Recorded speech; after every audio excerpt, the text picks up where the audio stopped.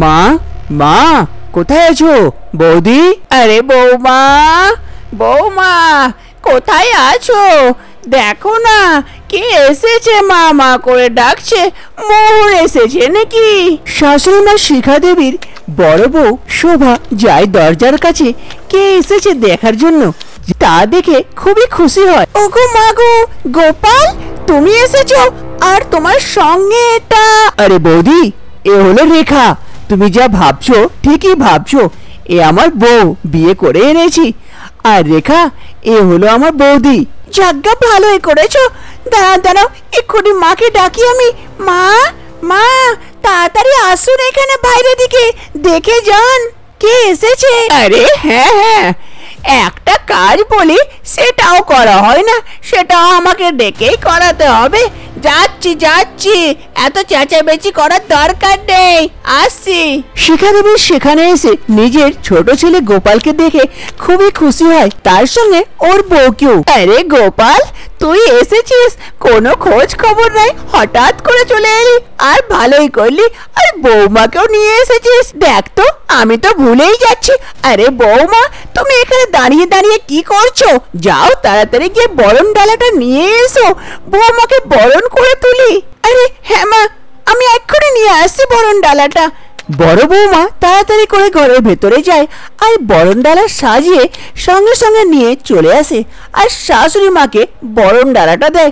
শাশুড়ি মা বরণ ডালা করে নিজের ছোট বৌমাকে বরণ করে তুলে। আরে বৌমা, এসো এসো, এবার ঘরে এসো। আরে রেখা, তুমি বৌদির সঙ্গে ঘরের ভেতরে যাও, আমি একটু দাদাকে দেখে আসি, মাঠের দিকটা থেকে ঘুরে আসি। তারপর গোপাল সেখান থেকে মাঠের দিকে চলে যায়, আর এইদিকে বড় বউ ছোট বউকে নিয়ে ঘরের ভেতরটা ঘুরিয়ে দেখায়। রেখা ঘরের ভেতরে আসে, কিন্তু খুব চিন্তিত থাকে আর এদিক ওদিক ঘুরে ঘুরে দেখে। তখনই শোভা বলে, আরে রেখা, কি হয়েছে? কি দেখছো তুমি এত ঘুরে ঘুরে?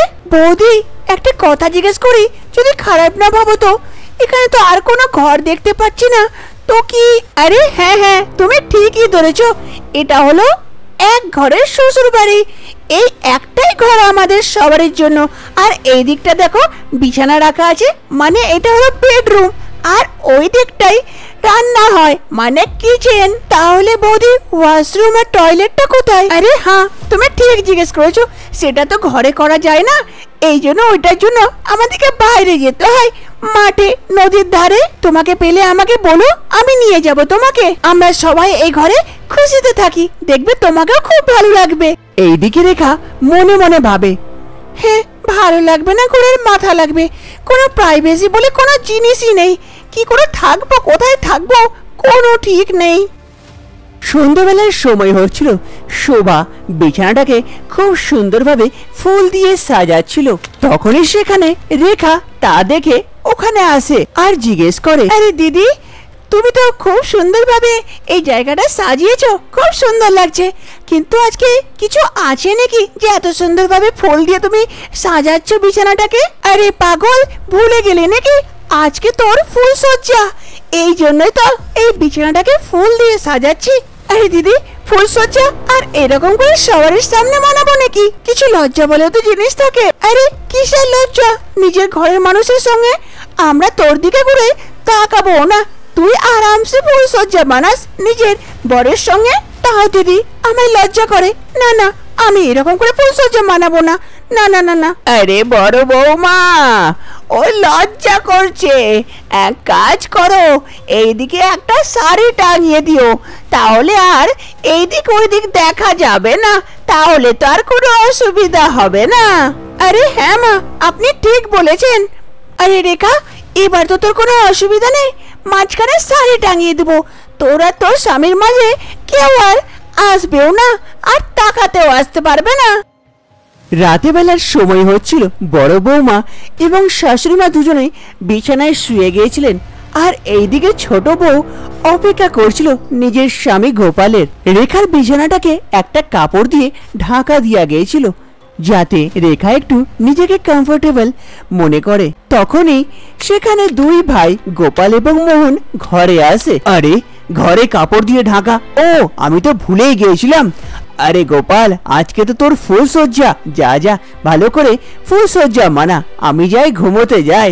তারপর মোহন বিছানায় গিয়ে শুয়ে পড়ে, আর এইদিকে গোপাল নিজের বউ রেখার কাছে পৌঁছায়। আরে রেখা, কি সুন্দরভাবে বিছানাটা সাজানো হয়েছে গো, ফুলের গন্ধতে কি রোমান্টিক ফিল আসছে। রোমান্টিক ফিল না ঘোড়ার ডিম, এখানে কি ফুল সজ্জা মানে এরকম করে সবারই সামনে? ছি ছি ছি ছি, আমি এইসব করতে পারবো না, ক্ষমা করো আমাকে, আমায় খুব লজ্জা পাচ্ছে। কিন্তু আরে লজ্জা পাওয়ার কি আছে, দেখো মাঝখানে তো কাপড়ও দেওয়া আছে, আর এমনি তো ঘরের সবাই ঘুমিয়ে পড়েছে, আর কেউ দেখতেও আসবে না, তো অসুবিধাটা কোথায়? আরে না না গোপাল, আমায় খুব লজ্জা পাচ্ছে আর কেমনই আনকমফোর্টেবল লাগছে। আমরা এই ফুল সজ্জাটা এখন না, পরে অন্যদিনও মানাবো, আজকে না। আরে বাবা ঠিক আছে ঠিক আছে, তোমার কথাটাই ঠিক, আমরা ফুলসজ্জাটা অন্যদিন মানাবো, যখন তুমি নিজেকে কমফোর্টেবল ফিল করবে। এবার তো ঠিক আছে? হ্যাঁ। সকালবেলার সময় হচ্ছিল, রেখা ঘুম থেকে উঠে এদিক ওদিক ঘোরাফেরা করছিল, কিন্তু কাউকে কিছু বলতে পারছিল না, কিছু অসুবিধা মনে হচ্ছিল। তা দেখে বড় বৌমা আসে রেখার কাছে, এসে জিজ্ঞেস করে, আরে রেখা, কি হয়েছে? তখন থেকে আমি দেখছি তুমি ঘোরাফেরা করছো, কোনো অসুবিধা আছে কি? তো বলো। ও দিদি, একটু বাথরুম যাবার ছিল। কিন্তু আরে বাথরুম যাবার ছিল তো অসুবিধা কিসের? এত লজ্জা পাচ্ছ কেন? চলো আমার সঙ্গে চলো, আমি নিয়ে যাচ্ছি। তারপর শোভা রেখাকে বাথরুমের জন্য ঘর থেকে বাইরে নিয়ে যায়। শোভা রেখাকে নিয়ে নদীর পাড়ে চলে আসে, যেখানে গ্রামবাসী বউরা সবাই এসে এখানে পায়খানা করত। শোভা রেখাকে নিয়ে সেখানে চলে আসে। শোভাকে দেখে সঙ্গে সঙ্গে একটা বউ বলে, কে গো শোভা, এ কাকে নিয়ে এসেছো? আরে বৌদি, এ আমার ছোট যা হলো। ও এসো এসো, এখানে এসো, আমার পাশে এসে বসো। কালকে আমি মটর পনির খেয়ে এসেছি, খুব দারুণ টেস্ট। এসো এসো, দু গল্পও হবে আর সুগন্ধ খুব সুন্দর। আরে না না শোভা, ওকে আমার কাছে পাঠাও, আমি কালকে ইলিশের ঝোল খেয়েছি, খুব দারুণ টেস্ট ছিল, আমার কাছে পাঠাও, একটু গল্পও করা হবে। আরে দিদি, এ কি বলছো গো? ছি ছি, আমার খুব লজ্জা পাচ্ছে। কিন্তু ও বৌদি, ও কাকি, আপনাদের কাছে আমার যা যাবে না, ও নিজে একাই করতে পারবে। আপনাদের ইলিশের ঝোল আর মটর পনির নিজে নিজেই খান আর নিজে নিজেই গন্ধ শুনুন। আরে রেখা, যা ওই দিকটা যা, ওই দিকটা ফাঁকা আছে, যা তাড়াতাড়ি করে চলে আয়। তারপর রেখা তাড়াতাড়ি যায়, এক ঝোপের পিছনে গিয়ে বসে তাড়াতাড়ি পায়খানা করে নেয়, আর পায়খানা যেমনই হয়ে যায় তাড়াতাড়ি উঠে চলে আসে। এইরকমই কিছু সময় পার হয়ে যায়। একদিন সকাল সকাল শাশুড়ি মা বসে রান্না করছিলেন, তা দেখে রেখা সেখানে আসে। মা মা, কি করছেন আপনি? আরে ছোট বৌমা, এসো এসো, রান্না করছি, এক্ষুনি হয়ে যাবে, দিয়ে বাড়ছি খাবার। আরে মা, আমার থাকতে আপনি কেন রান্না করছেন? উঠুন উঠুন, আমি রান্না করে দিচ্ছি, দেখবেন খুব টেস্টি খাবার বানাই আমি। আরে বৌমা, এখনই তো তোমার বিয়ে হয়েছে, কিছুদিন থাকতে দাও, তারপরে সংসারের ভারটা নিজের কাঁধে নেবে। কি মা আপনি, আপনার বৌমা থাকতে আপনি কি করে রান্না করেন? আপনি উঠে আসুন, দেখুন আমি এত সুন্দর রান্না করব, একবার খাবেন তো বারবার তখন চাইবেন। আরে বৌমা, তখন আবার দেখো, পরে আবার আমি রান্না করতে মন না করে, তখন তোমার মাথায় বোঝটা পড়বে। আরে মা, চিন্তা করিয়েন না, আমি আছি তো, আমি রেখার হেল্প করে দেবো, আপনি উঠে আসুন। এবার রেখাকে করতে দেন, যখন বলছেই যে খুব সুন্দর রান্না করে, তো আজকে ওর রান্নাটাই খাই। ঠিক আছে, তোমরা যখন বলছো তাহলে নাও, তোমরাই করো, এবার তো আমার আরাম, আমি তো বসে বসে খাবো ঠ্যাঙে ঠ্যাং চাপিয়ে।